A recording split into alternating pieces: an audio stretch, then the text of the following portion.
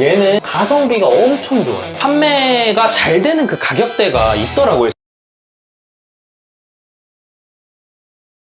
카페 다마고집 25회차까지 왔습니다. 지금 벌써 한 6개월 정도 저희가 촬영을 했죠. 이거는 솔직히 잘 모르겠어요. 이거 지금 다 따라하고 있는지 솔직히 잘 모르겠거든요. 너무 댓글이랑 안 달아주시니까. 근데 지금 팔로워가 한 2,000명 정도가 늘었습니다. 지금 그 2,000명 정도의 인원이 이 영상을 이렇게 보고 관심을 가져준다라고도 좀 볼 수 있을 것 같은데, 그래서 그런 부분 때문에 계속 이렇게 좀 꾸준히 되고 있는 것 같아요. 이번 회차는 저희가 이런 상권 관련된 이야기를 하다가 이 상권에 맞는 원두를 어떻게 좀 선택을 해야 되냐, 이런 이야기를 하게 됐습니다. 그러다가 이제 저희가 그러면 어떤 원두를 어떤 타겟에, 어떤 상권에, 어떤 연령에 어떻게 해야 되는지 이 부분이 궁금해 하실 수 있겠더라고요. 그래서 그 부분을 오늘 가지고 이야기를 좀 해볼까 합니다. 그리고 나서 상권에 맞는 원두를 어떻게 골라야 되고, 어떻게 추출해야 되고, 음료는 어떻게 메뉴를 짜야 되고, 이런 좀 디테일한 것들, 이런 커피 본질적인 부분에 대한 디테일한 것들을 좀 알려드리면 좋을 것 같다라는 생각을 좀 하게 됐습니다. 타겟 니즈에 맞는 원두 한번 같이 골라보도록 하겠습니다. 커피가 라이트한 거에서 이렇게 올라간다. 그러니까 커피의 볶음도, 색깔이 더 여기가 진해질수록 좀 색이 어두워진다. 쉽게 얘기하면 어두워진다라고 볼 수가 있습니다.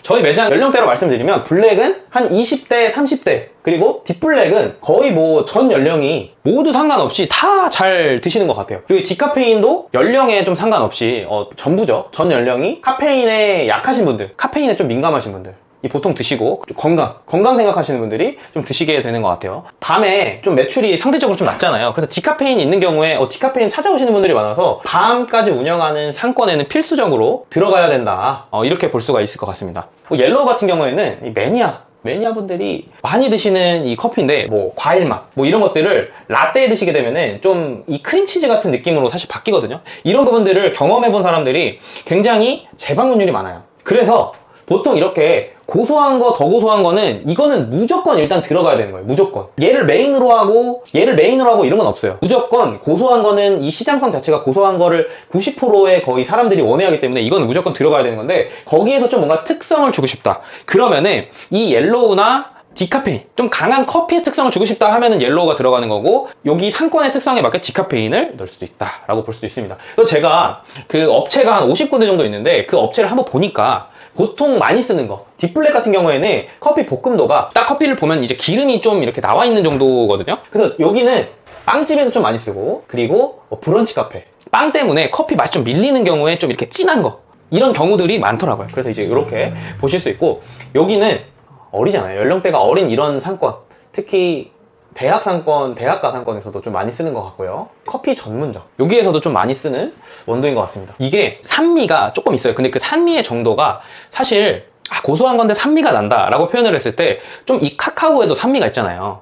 근데 그 단맛이 굉장히 좋은 이 카카오의 산미 정도인 거라 이렇게 자극적이진 않은데, 그래도 산미를 좀 이렇게 싫어하시는 분들이 있을 수 있기 때문에 커피 맛에 대해서 좀 이렇게 다양하게 즐기고자 하는 분들이 좀 많이 선호를 하는 것 같습니다. 그래서 저희 매장은 사실 납품이 가장 많이 나가는 거는 이 딥블랙처럼 고소한 류의 커피가 많이 나가는데, 저희 매장 같은 경우에는 블랙이 거의 70% 정도는 차지를 하는 것 같아요. 디카페인 같은 경우에는 보통 이렇게 두 가지가 기본으로 들어가는데, 디카페인은 실제로 뭔가 하나를 추가한다고 했을 때 밤에 상권에 들어간다고 하면은 저는 들어가주는 걸 추천을 좀 드리고, 그리고 주거지역, 특히 임산부, 이렇게 뭔가 특성을 가지고 있는 곳에서 차별점이라고 생각하고 대입을 해보시면 어떨까라는 생각이 듭니다. 그런 얘기들도 있어요. 사실 디카페인이랑 옐로우 원두 이거 판매량 적잖아, 판매량. 근데 왜 해 이거?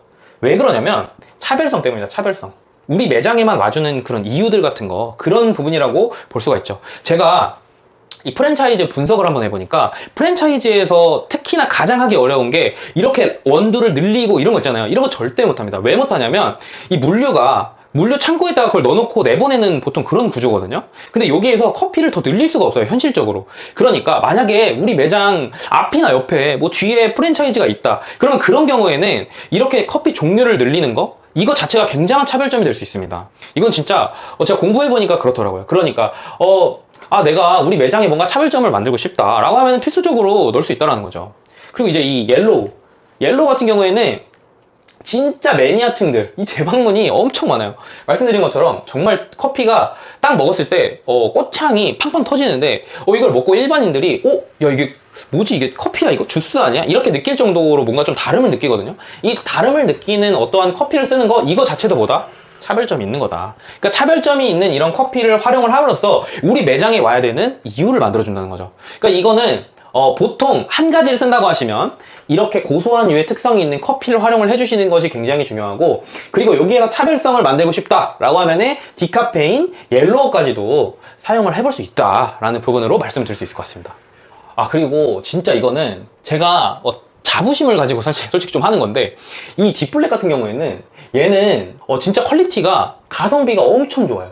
근데 이 커피는 진짜 제가 더 비싸게 팔아도 되는데 재료 대비 진짜 가격만 낮췄어요. 왜 그러냐면 이 판매가 잘 되는 그 가격대가 있더라고요. 제가 분석을 한번 해보니까 부가세 포함해서 25,000원대 수준이 가장 사람들이 많이 구매하는 이 가격대인데, 이거를 사실 27,000원 정도를 받아야 되는 커피인데 정말 저렴하고 이게 진짜 맛있습니다. 제가 6년간 이 정말 유명한 로스터리 회사에서도 일하고 원두 판매를 시작하면서 정말 많이 연구를 했는데 진짜 가성비가 너무 좋고, 그래서 말씀드리고자 하는 거는 가성비 좋은 원두의 가격대도 알면 참 좋을 것 같아요. 보통 2만원에서 25,000원대 이 정도 커피가 가장 그 대중적인 가격 라인이라고 사실 볼 수가 있고, 여기에서 조금 좋아진다 그러면 한 27,000원대, 그리고 이런 디카페인이나 옐로우 이런 것들은 보통 3만원대가 기본입니다. 근데 이게 사실 고소한 거고 뭐 디카페인이고 과일이고 사실 겉으로 생긴 게 다 똑같잖아요. 그러니까 어떤 곳이든 맛을 보고 판단을 하셔야 된다.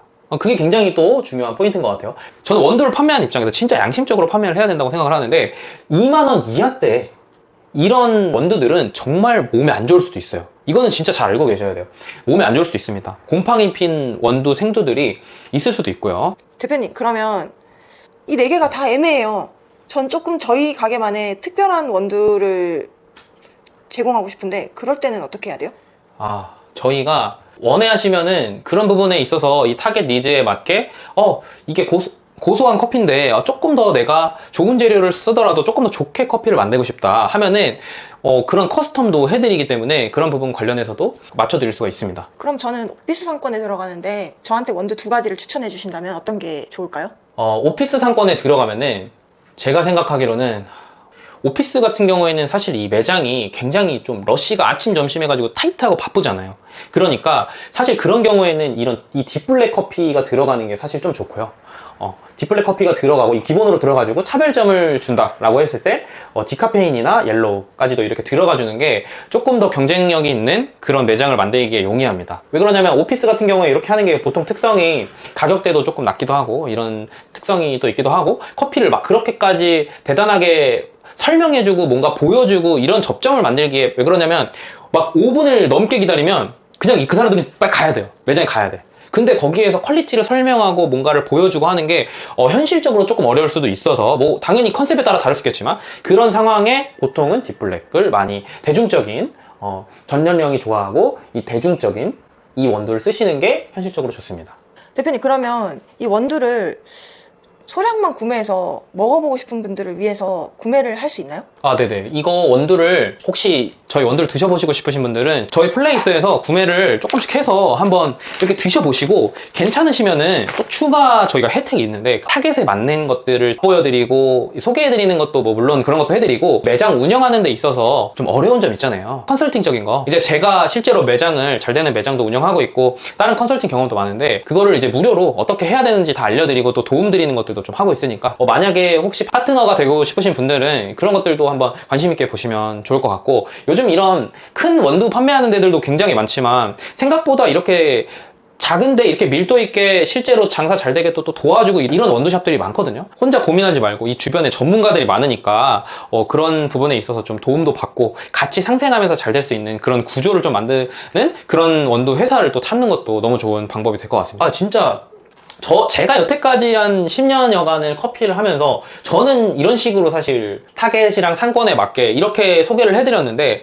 더 좋은 혹시 아이디어가 있으시다고 하거나 혹은 이 상권에 이게 되게 좋았더라 하는 부분이 혹시 있으셨다면 이걸 아시는 분들은 또 댓글로 남겨주시면 이걸 보시는 많은 분들이 또 많이 도움을 받을 것 같거든요. 그러니까 이제 그런 부분 관련해서도 같이 성장을 하는 채널이니까 그렇게 좀 이야기를 해주시면 또 너무 좋을 것 같습니다.